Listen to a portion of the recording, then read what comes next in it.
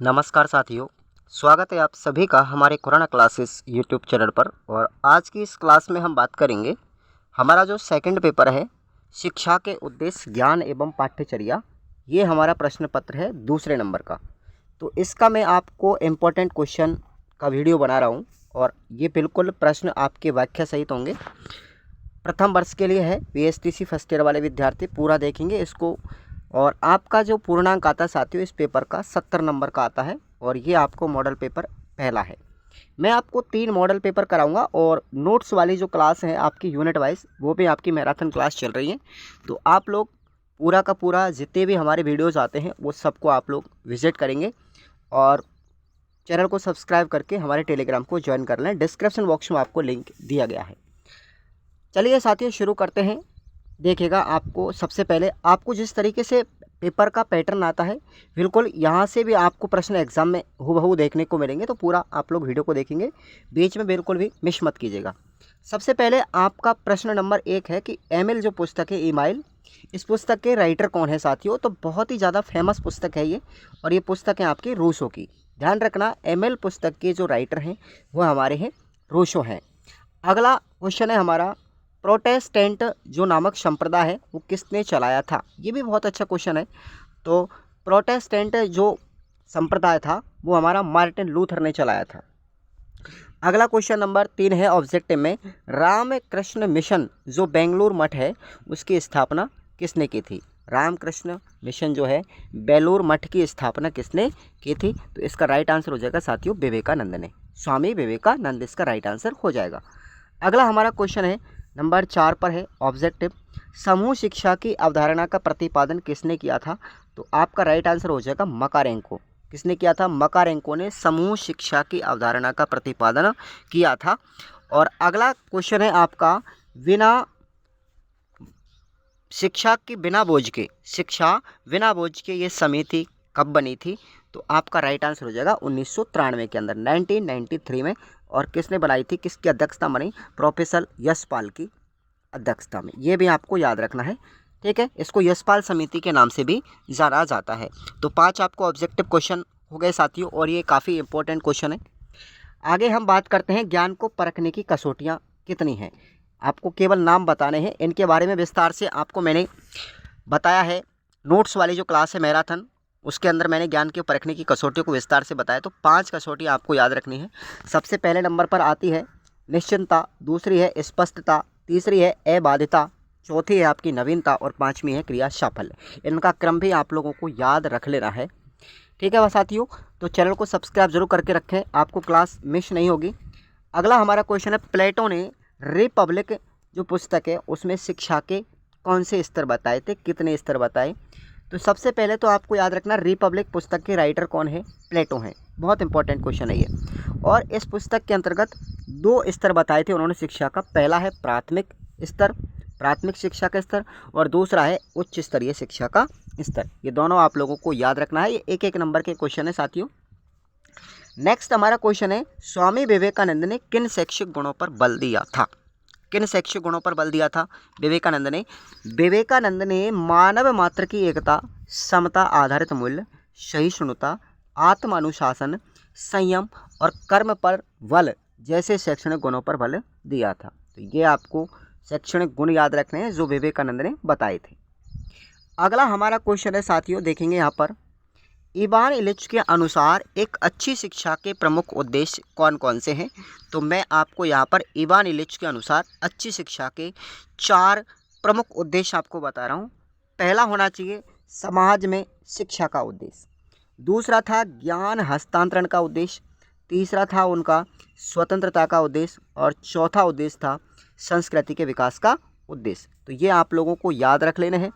अगला हमारा क्वेश्चन आता है 10वां, विलियम किलपैट्रिक के अनुसार सीखने का सर्वोत्तम मार्ग क्या है। विलियम किलपैट्रिक जिन्होंने प्रायोजना विधि का प्रतिपादन किया था, कई बार एग्जाम में 3rd ग्रेड में पूछी गई प्रायोजना विधि के जनक कौन है, प्रतिपादक कौन है। तो विलियम किलपैट्रिक हैं। और इन्होंने शिक्षा और सीखने का जो सर्वोत्तम माध्यम बताया था कि बच्चों को करके सीखना चाहिए, करके सीखना चाहिए, तब जा करके सीखने से विद्यार्थी का ज्ञान जो होता है स्थायी होता है। और बच्चा स्वतंत्र रूप से स्वगति से सीखने पर अधिक बल दिया था इन्होंने कि बच्चा स्वयं करके सीखे, बच्चा स्वतंत्र रूप से सीखे और मतलब लर्निंग बाय डूइंग करके सीखने, प्रयोगात्मक विधि को सबसे ज़्यादा इन्होंने महत्व दिया था विलियम किलपैट्रिक ने। तो समझ में आया आपको। अगला हमारा क्वेश्चन है साथियों यहाँ पर 11वां, ज्ञान एवं शिक्षक एक दूसरे के पूरक हैं, किस तरीके से आपको समझाना है। तो प्रश्न नंबर 11 का राइट आंसर देखेंगे आप लोग। ज्ञान एवं शिक्षा एक दूसरे के पूरक हैं, ज्ञान के बिना शिक्षा प्राप्त नहीं की जा सकती और शिक्षा के बिना ज्ञान अधूरा है। शिक्षा वह प्रक्रिया है जिसके द्वारा मानव मन, चेतना एवं ज्ञान का या आत्मा का सर्वोत्तम विकास करता है। तो ये आप लोगों को ज्ञान एवं शिक्षक एक दूसरे के पूरक हैं, ये आंसर आपको याद रख लेना है। अथवा मैं एक क्वेश्चन आपको दे रहा हूँ जो आपको पढ़ना है साथियों, अपनी सीरीज में से पढ़ लेना, चाहे आपको हमारी मैराथन क्लास में मिल जाएगा। प्रायोजनवाद के अनुसार शिक्षा के मुख्य उद्देश्य क्या है, ये मैंने आपको मैराथन क्लास में करवा दिया है, वहाँ पर आप लोग इसको पढ़ सकते हैं कि प्रायोजनवाद के अनुसार शिक्षा के मुख्य उद्देश्य कौन कौन से हैं।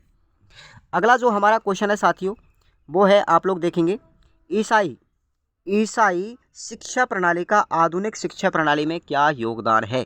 ईसाई शिक्षा प्रणाली का आधुनिक शिक्षा प्रणाली में क्या योगदान है। आप लोग पूरी तरीके से मनोयोग होकर के क्लास लेंगे।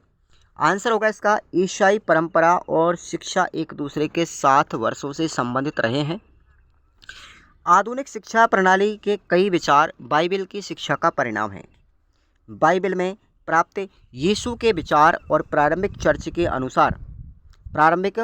चर्च के विचार के अनुसार शिक्षा मस्तिष्क की कसरत मात्र ही नहीं अपितु मानसिक और आत्मिक विकास के लिए भी अत्यंत महत्वपूर्ण है। यीशु के अनुसार सच्ची शिक्षा मनुष्य को परमेश्वर तथा अन्य जीवों के साथ में जोड़ती है।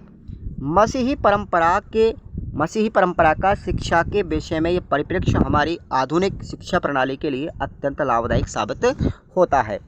अगला हमारा जो क्वेश्चन है अथवा में, इसी के अथवा में आपको क्वेश्चन याद रखना है, कॉमिनियस ने किन पाठशालाओं का उल्लेख किया था। आपको याद रखना है क्वेश्चन, कॉमिनियस ने किन पाठशालाओं का उल्लेख किया था। तो साथियों 3 नंबर का प्रश्न है, ये आपको अथवा मैंने दिया है, आप इसको पढ़ेंगे, कहीं से भी पढ़ लेना आप लोग, ऑब्जेक्टिव छोटा लघुत्तरात्मक प्रश्न है। अगला हमारा क्वेश्चन है नंबर 13, अम्बेडकर, शिक्षा एक उपकरण तथा हथियार की तरह है। अम्बेडकर का कहने के पीछे ऐसा क्या तात्पर्य है। अम्बेडकर ने ऐसा क्यों कहा था कि शिक्षा एक उपकरण है तथा हथियार की तरह होती है। तो इसमें आपको अम्बेडकर का मत प्रदर्शित करना है। तो देखिएगा, अम्बेडकर के अनुसार शिक्षा है वो सभ्यता और संस्कृति का मापक है। अम्बेडकर के अनुसार विद्यार्थी जीवन में शिक्षा का महत्वपूर्ण स्थान है। बिना 3 रूपों जैसे शिक्षा, लेखन और बुद्धि के बच्चा कायम या पूर्ण नहीं होना, बल्कि वह एक सफल जीवन भी नहीं जी सकता। यदि बच्चे के पास में ये 3 गुण नहीं है, ये 3 रूप नहीं है, तो बच्चा सफल जीवन भी नहीं जी सकता। शिक्षा व्यक्ति की भौतिक शक्तियों को विकसित करती है। अम्बेडकर मानते थे कि व्यक्ति अपने को पहचानने की कोशिश करे और स्वयं शक्ति अर्जित करके अपने अस्तित्व को कायम करे। तो ये उनका मत था, आप लोगों को याद रख लेना है। नेक्स्ट हमारा क्वेश्चन है, विवेकानंद के शिक्षा दर्शन का उल्लेख कीजिएगा। और इस क्वेश्चन का मैंने आंसर आपको मैराथन क्लास में बताया है साथियों। मैराथन क्लास की लिंक आपको डिस्क्रिप्शन बॉक्स में डाल दी जाएगी और मैंने प्लेलिस्ट भी आपको बना दिया है, वहाँ पर भी आप लोग सारी क्लासों को एक बार अटेंड करके जाएंगे पेपर के एक दिन पहले, है ना। और चाहे तो आप अभी से ही पढ़ सकते हो। अगला हमारा जो क्वेश्चन आता है वो है क्वेश्चन नंबर 14 को देखेंगे। विद्यालय समाज का एक लघु रूप है। जॉन डीवी के इस कथन का क्या आशय है, स्पष्ट कीजिएगा। प्रश्न बहुत ही धमाल वाले हैं साथियों, आपको अच्छे से याद करके जाना है। जॉन डीवी के अनुसार विद्यालय लघु समाज है क्योंकि वह बालक को सामाजिक वातावरण देता है और बालक का सामाजिक विकास करने में भी सहायक है। जॉन डीवी का मत है कि विद्यालय वर्तमान जीवन का प्रतिनिधित्व करने वाला होना चाहिए और यह तभी संभव है जब बालक स्वतंत्र और सहज क्रियाओं के माध्यम से व्यवहार करे। वस्तुतः विद्यालय को समाज का सरल और लघु रूप बन करके बालक के विकास का प्रयत्न करना चाहिए। तो ये आपको आंसर मैंने बता दिया है। अथवा में आपको प्रश्न याद रखना है, प्रयोजनवादी पाठ्यचर्या के सिद्धांत कौन कौन से हैं। ठीक है, प्रयोजनवादी जो पाठ्यचर्या है उसके सिद्धांतों को आपको लिखना है। मैंने मैराथन क्लास में इसको भी बताया है, आप जरूर पढ़ के जाएंगे। नेक्स्ट हमारा क्वेश्चन आता है साथियों, देखेंगे अगला हमारा क्वेश्चन है यहाँ पर, पाठ्यचर्या में मूल्यांकन का क्या महत्व है। पाठ्यचर्या में मूल्यांकन के महत्व को आपको बताना है। तो क्या महत्व है देखेंगे, दिन प्रतिदिन नई नई खोजें हो रही हैं। ज्ञान के क्षेत्र के विकास के लिए पाठ्यचर्या का मूल्यांकन कर उसमें नई ज्ञान सामग्री को स्थान दिया जाता है। पाठ्यचर्या को अधिक उपयोगी बनाने के लिए इसका मूल्यांकन किया जाता है। पाठ्यचर्या का मूल्यांकन कर उसमें अप्रचलित भाग को निकाल दिया जाता है क्योंकि उसका उपयोग पुराना हो जाता है। अगला महत्व है कि पाठ्यचर्या मूल्यांकन के द्वारा भी यह निष्कर्ष निकाला जाता है कि इसको छात्रों के द्वारा कहाँ तक ग्रहण किया जा सकता है। आपको अथवा में प्रश्न में बता रहा हूँ, पाठ्यचर्या के विभिन्न सोपानों का उल्लेख कीजिएगा। ठीक है, तो देखो साथियों, मैंने पूरी तरीके से डिजिटल तरीके से आपको नोट्स बनाए हैं। ये नोट्स बहुत ज़्यादा मेहनत करने के बाद ही बनते हैं। ठीक है, तो आपको ज़रूर पढ़ के जाने हैं। आप इसकी PDF भी ले सकते हो साथियों। PDF हमारी प्राइस है मात्र 99 रुपये।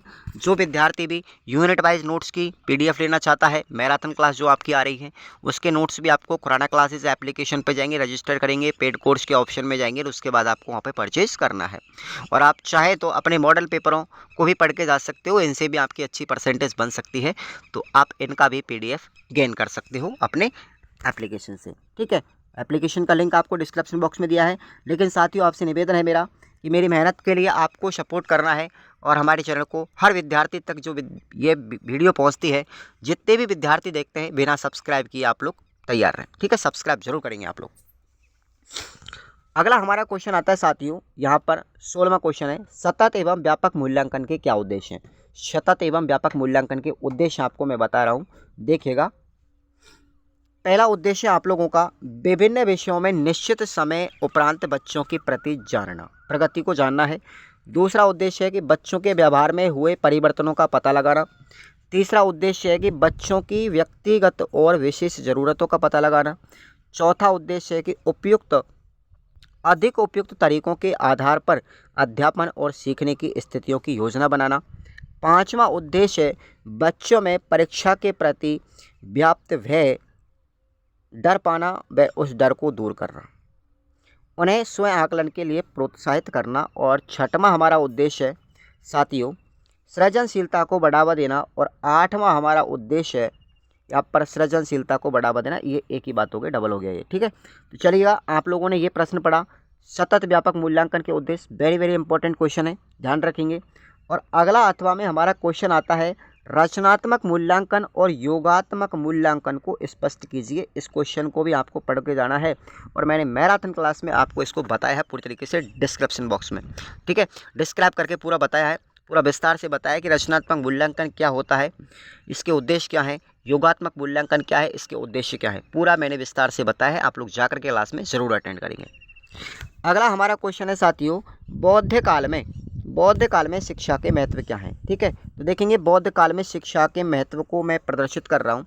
बौद्ध काल में शिक्षा दो प्रकार की थी। ठीक है, एक तो थी प्रारंभिक शिक्षा, दूसरी थी उच्च शिक्षा। अब दोनों के स्वरूप को देखेंगे। पढ़ना लिखना, शब्द विद्या, शिल्प विद्या, हेतु विद्या, ज्योतिष, व्याकरण जैसी गणित विषयों का अध्ययन किसमें करवाया जाता था, बच्चों को प्रारंभिक शिक्षा में करवाया जाता था। जबकि उच्च शिक्षा के अंतर्गत गणन विद्या, औषधि विद्या, खगोल विद्या, विधि शास्त्र, प्रशासन, राज व्यवस्था आदि विषयों को शामिल किया जाता था। इसी के साथ साथ बच्चों को काटने, बुनने, सिलाई की शिक्षा के साक्ष्य भी दिए जाते थे।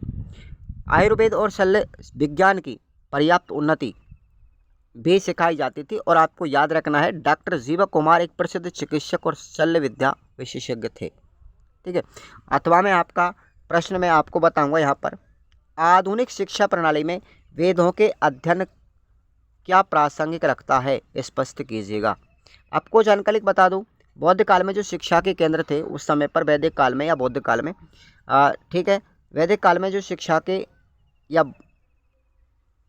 बौद्ध काल में शिक्षा के जो केंद्र थे वो थे बनारस, सारनाथ, तक्षशिला, नालंदा, विक्रमशिला, वल्लभी, औदंतपुरी और मिथिला। ये आपको नाम भी याद रख लेने हैं।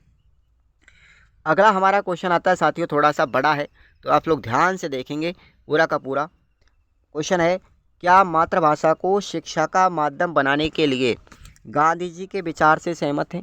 तर्क सहित आपको उत्तर देना है। चलिएगा आंसर आप लोग पढ़ते हैं। मातृभाषा को शिक्षा का माध्यम बनाने के विचार से हम पूर्णतः सहमत हैं।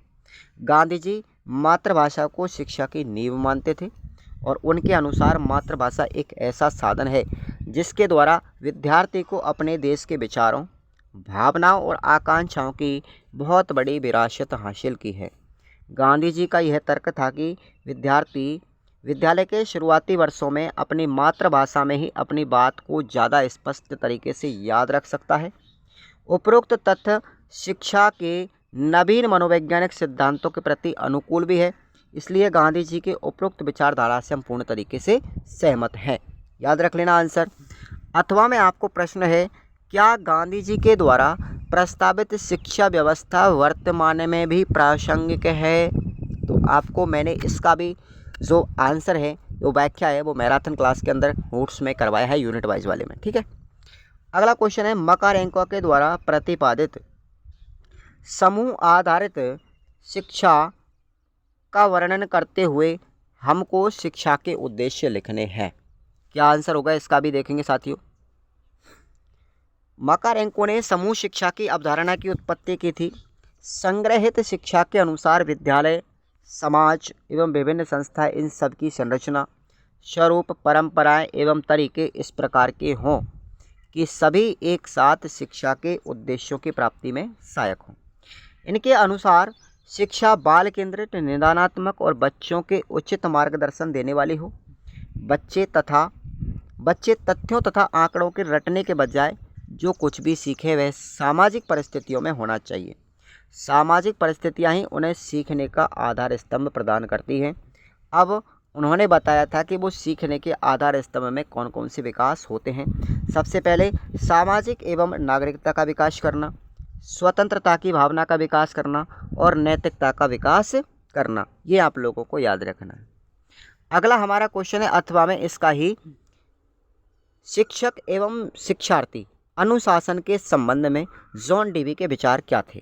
ठीक है, तो आपको याद रख लेना, ये पढ़ के जाना है आपको क्वेश्चन। नेक्स्ट हमारा क्वेश्चन है साथियों 20 नंबर का, मूल्यांकन व आकलन में अंतर स्पष्ट कीजिए। केवल 2 ही अंतर मैं आपको यहाँ पर पूछ रहा हूँ, तो बताने हैं आपको।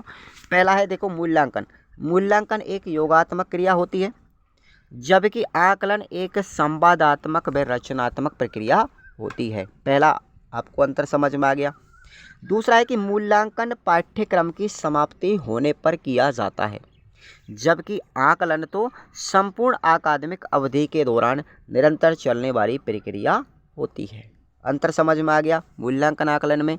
चलिए, अथवा में हमारा प्रश्न है, सतत एवं व्यापक मूल्यांकन की बालक के विकास में क्या उपयोगिता होती है?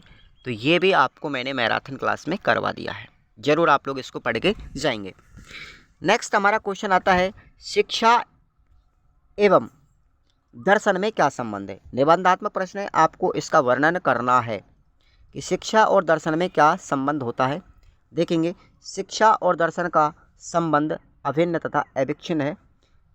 दर्शन और शिक्षा एक ही सिक्के के 2 पहलू हैं, जो एक ही वस्तु के विभिन्न दृष्टिकोणों को प्रस्तुत करते हैं।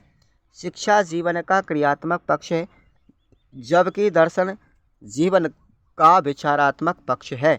आपको ये परिभाषा याद रखनी किसकी है? रॉस की है। ये रॉस की परिभाषा है कि शिक्षा जीवन का क्रियात्मक पक्ष होती है, जबकि दर्शन जीवन का विचारात्मक पक्ष। ये कथन किसका है? रॉस का है, याद रख लेंगे। शिक्षा और दर्शन एक दूसरे के पूरक हैं। शिक्षा का उद्देश्य व्यवस्था, संगठन और शिक्षण विधियों का विकास समझने के लिए दार्शनिक विचारधाराओं का ज्ञान प्राप्त करना चाहिए। शिक्षा दर्शन की सहायता के बिना पूर्णता और स्पष्टता को प्राप्त नहीं कर सकती। ये कथन किसका है? ये कथन है साथियों फिक्टे का। ये भी आपको याद रख लेना, ठीक है। अगला आगे देखेंगे, इसमें ही शिक्षा एवं दर्शन में घनिष्ठ संबंध है। शिक्षा मानव जीवन के विकास का साधन है। परिस्थितियों के निर्माण में शिक्षा का विशेष हाथ दर्शन लक्ष्य का निर्माण करता है और शिक्षा इस लक्ष्य की पूर्ति के लिए साधन के रूप में काम करती है। अब यहाँ पर शिक्षा में दर्शन की भूमिका को देखेंगे।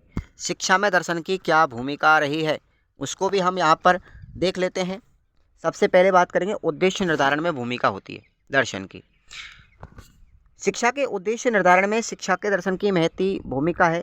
जर्मन दार्शनिक फिक्टे की मान्यता के अनुसार दर्शन की सहायता के बिना शिक्षा का उद्देश्य कभी भी पूर्ण रूप से स्पष्ट नहीं हो सकता और ये प्रासंगिक है। राजनीति को प्रभावित करना भी इसका उद्देश्य होता है, भूमिका होती है इसमें। प्रत्येक दर्शन राजनीति को प्रभावित करता है और राजनीति शिक्षा को प्रभावित करती है। मार्गदर्शन करना, दर्शन शिक्षकों तथा विद्यालयों को यह बतलाता है कि किन किन सिद्धांतों, विचारों तथा उपागमों से विद्यार्थियों के साथ व्यवहार करना चाहिए। इस प्रकार दर्शन उनका मार्गदर्शन भी करता है। अब उपरोक्त विचारों से निष्कर्ष निकलता है कि दर्शन के ज्ञान के बिना शिक्षा के लक्ष्यों को न तो समझा जा सकता और न ही उन्हें वास्तविक रूप में प्राप्त किया जा सकता।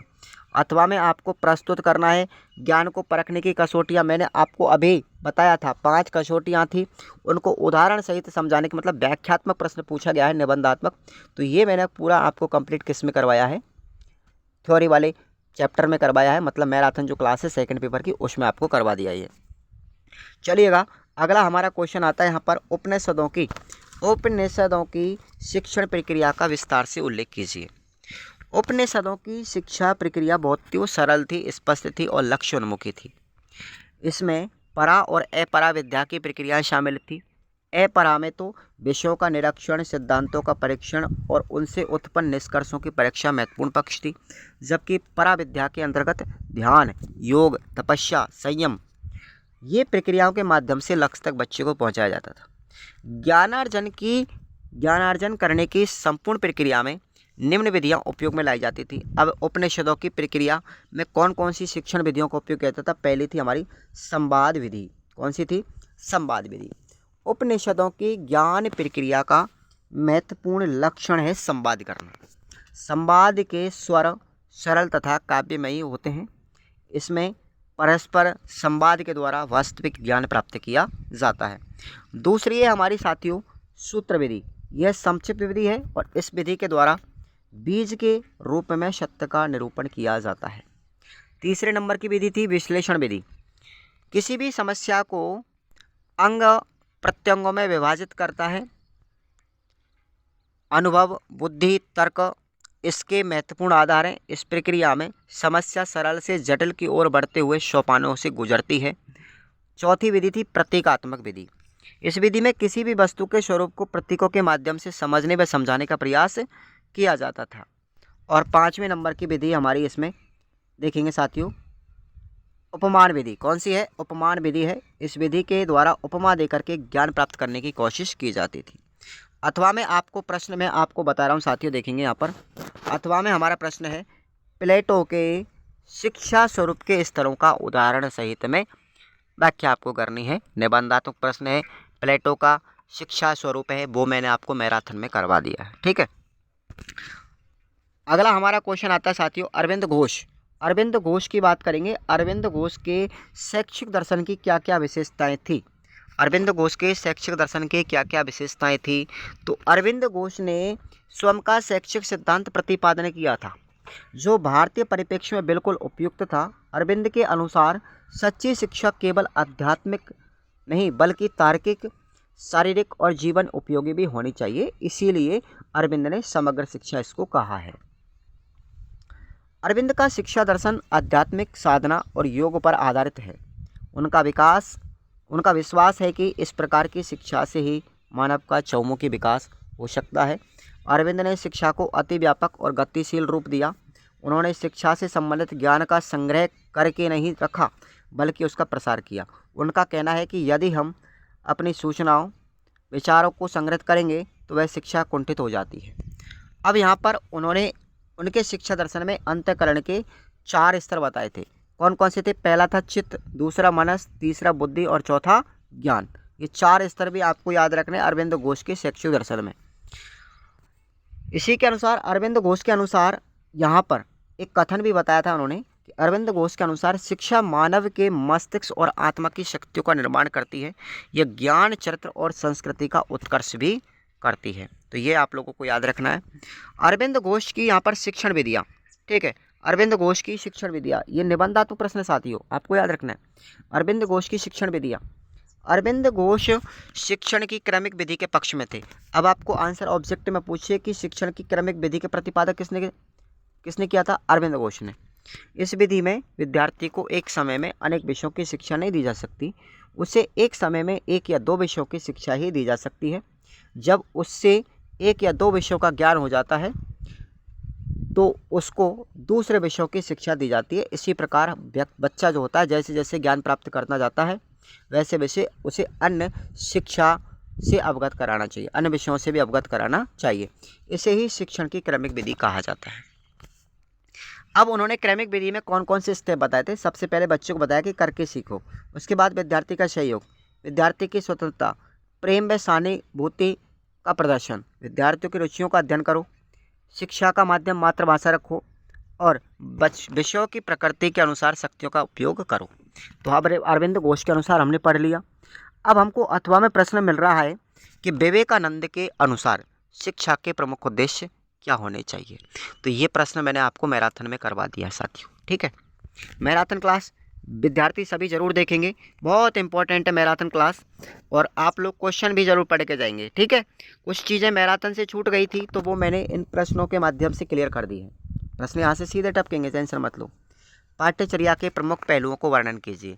पाठ्यचर्या के प्रमुख पहलू कौन कौन से हैं उनका आपको वर्णन करना है। साथियों एक लाइक तो कर ही दीजिएगा, सब्सक्राइब करके रखो चैनल को, बहुत मेहनत लगती है हमको यहाँ पर नोट्स बनाने में, उसके बाद वीडियो रिकॉर्ड करने में, फिर उसको अपलोड करने में बहुत मेहनत लगता है। तो आप लोग ज़रूर सपोर्ट करेंगे और हमारे टेलीग्राम को आप ज़रूर ज्वाइन करें, आपको लिंक डिस्क्रिप्शन बॉक्स में दिया गया है। पीडीएफ से भी आप लोग पढ़ सकते हो, पीडीएफ ज़रूर आप परचेज़ करेंगे वहाँ से। और मात्र प्राइस भी मैंने बहुत नॉर्मल रखा है, 99 रुपये, कोई ज़्यादा बड़ी बात नहीं होती है। जब कॉलेज में बच्चा डोनेशन 20,000 30,000 भर सकता है, 800-700 रुपये की सीरीज़ खरीदने की क्षमता रखता है, तो 99 रुपये कोई बड़ी बात नहीं है, ठीक है। ये हमारी मेहनत का परिणाम है साथियों कि आप लोगों तक हम ये सारी चीज़ों को हम लेकर आ रहे हैं, बहुत मेहनत लगता है इसके अंतर्गत।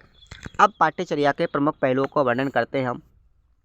पहला पहलू होना चाहिए कि पाठ्यचर्या सदैव नियोजित होती है, इसमें निहित क्रियाओं को अपनी आवश्यकता के अनुसार जल्दबाजी में विकसित नहीं किया जा सकता, ठीक है। उसके बाद दूसरा उद्देश्य कि पाठ्यचर्या के आधार होते हैं जैसे सामाजिक शक्तियों, स्वीकृत सिद्धांतों द्वारा प्रदत्त विषय का ज्ञान, अधिगम का स्वरूप तथा ज्ञान और संज्ञान का स्वरूप। यह इस प्रकार पाठ्यचर्या किसी विशिष्ट समाज के एक विशिष्ट आयु वर्ग के बच्चों की शिक्षा के लिए निर्मित होती है। तीसरा पहलू था पाठ्यचर्या के लक्ष्य उससे संबंधित शैक्षिक उद्देश्यों से निर्दिष्ट होते हैं, ये उद्देश्य ही साक्ष्य होते हैं। अतः स्वीकृत पाठ्यचर्या लक्ष्यों को प्राप्त करने का साधन है। सीधे क्वेश्चन छपेंगे साथियों क्लास में से, टेंशन मत लीजिएगा।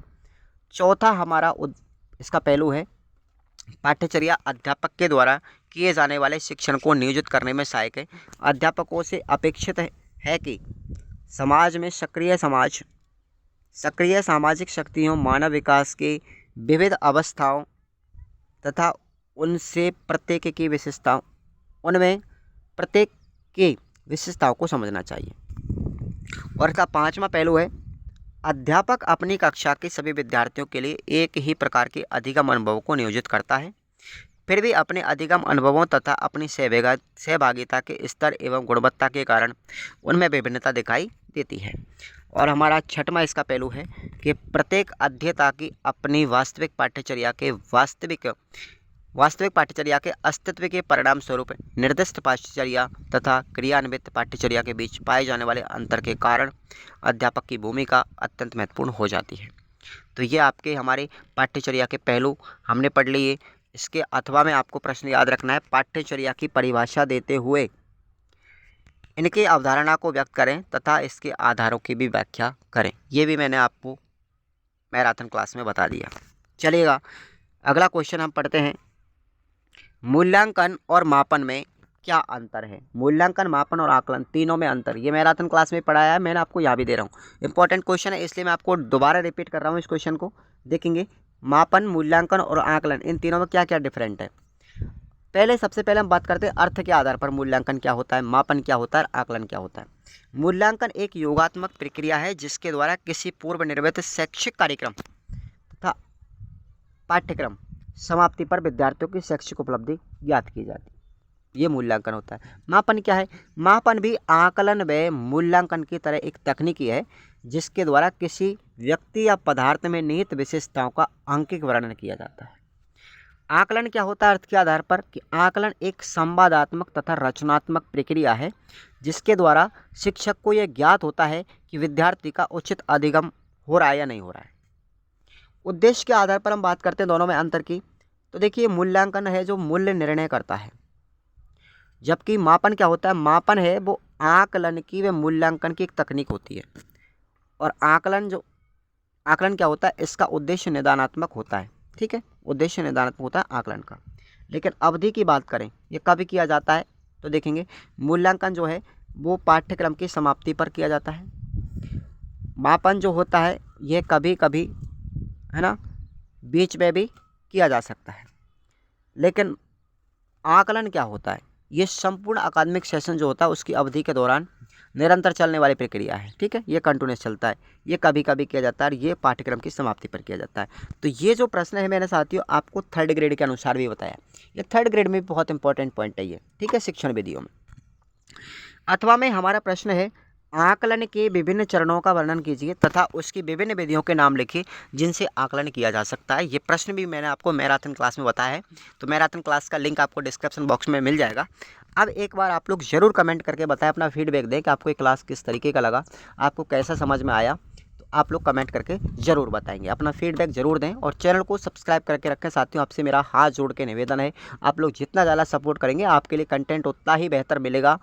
सपोर्ट करें ज़्यादा से ज़्यादा और मैक्सिमम विद्यार्थियों को शेयर करेंगे। आप लोग अपने क्लास के क्लासमेट्स को आप लोग क्या करेंगे, भेजेंगे इस वीडियो का लिंक को। जो भी मेरी क्लास आती है आप लोग सबको अपने अपने ग्रुपों में शेयर कर दीजिएगा। Thank you so much.